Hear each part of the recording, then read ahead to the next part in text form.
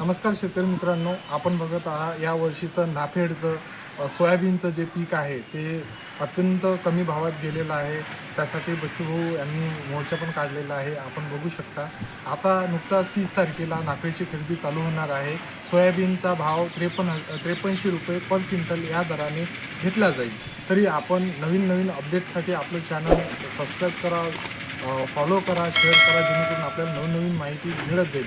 बघा, या वर्षीचा खरीप हंगामातील जे सोयाबीन पीक आहे त्याचं जे नाफेडचा जो भाव आहे तो ₹53 डिक्लेअर झालेला आहे राज्य सरकार आणि केंद्र सरकारकडून. तर त्याची खरेदीची जी रजिस्ट्रेशनची तारीख आहे तर 30/10/2025 पासून चालू होणार आहे.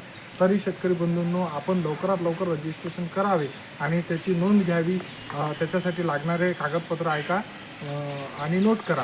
तर त्याच्यासाठी कागदपत्र आपल्याला लागतील 7/12 जो CSC सेतूमधून निघतो तो अधिकृत चालू वर्षाचा, त्याच्यावर पिकाचा जो घोषवारा असतो सोयाबीन पिकाचा, पीक पाहणी म्हणतात त्याला, ती आलेली असावी. त्यानंतर अधिकृत खातेदार जो आहे त्याचा आधार कार्ड नंबर, त्याचा मोबाईल नंबर, जो लिंक आहे आधार कार्डला तोच द्यावा, जेणेकरून आपल्याला पैसे मिळण्यास सुलभता आणि लाभ मिळण्यास कठीणाई जाणार नाही.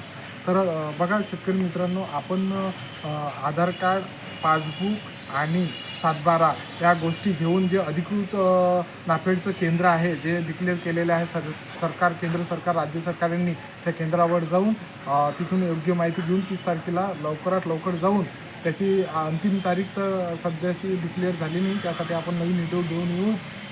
त्यासाठी तुम्ही या चॅनलला फॉलो करा, शेअर करा आणि सबस्क्राईब करा विद्यार्थी मित्रांनो. तसेच शेतकरी बंधूंनो, आपले नवनवीन GR, नवनवीन माहिती घेऊन आपण नक्कीच नवीन व्हिडिओत येऊ.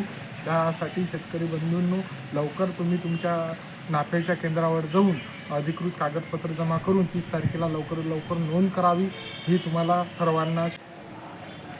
तसेच शेतकरी बंधूंनो, केंद्र सरकार आणि राज्य सरकार यांनी पृथ्वीराज चव्हाण जो केंद्रीय मंत्री आहे त्यांनी डिक्लेअर केलेला आहे सोयाबीन, उडीद, मूग या डाळवर्गीय पिकांना योग्य तो आधारभूत मूल्य मिळण्यासाठी 15 कोटीची तरतूद केलेली आहे. त्यामुळे तुम्हाला 30 तारखेला उडीद, मूग, सोयाबीन या डाळवर्गीय पिकांची, तेलबिया यांची तुम्हाला नोंद करण्याची आवश्यकता भासणार आहे. तरी संबंधित शेतकऱ्यांनी याची नोंद घ्यावी. आपल्या व्हिडिओमार्फत आपण दिलेली माहिती योग्यच राहते, याची तुम्ही नोंद घ्या शेतकरी मित्रांनो.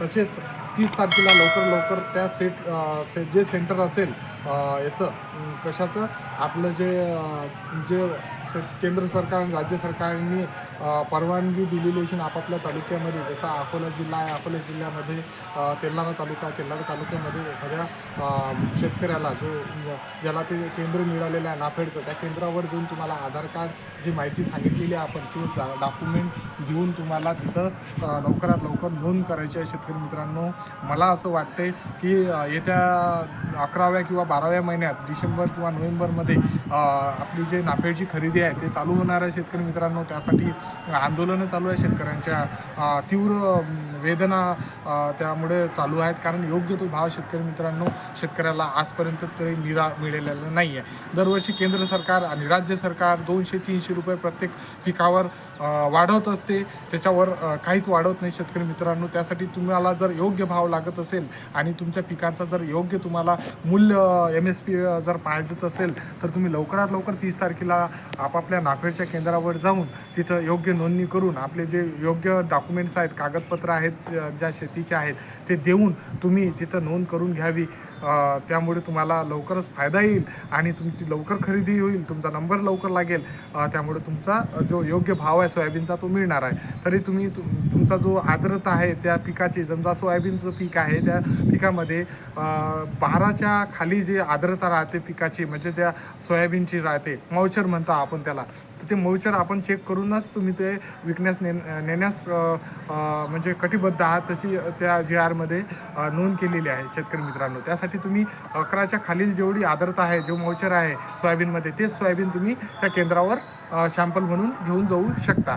त्यासाठी तुम्ही सुरुवातीला घरी 1-2 शॅम्पल पोत्यामधले काढून तुम्ही चेक करून तुम्ही त्या सेंटरवर घेऊन जाऊ शकता. त्यासाठी तुम्ही लवकरात लवकर त्या 30 तारखेला जाऊन नोंद करावी ही मी समस्त शेतकऱ्यांना, महाराष्ट्रातल्या तमाम शेतकऱ्यांना मी विनंती करतो. यापुढे इथंच थांबतो. आपण नवीन व्हिडिओ घेऊन येऊ, नवीन माहितीसाठी, नवीन योजना घेऊन.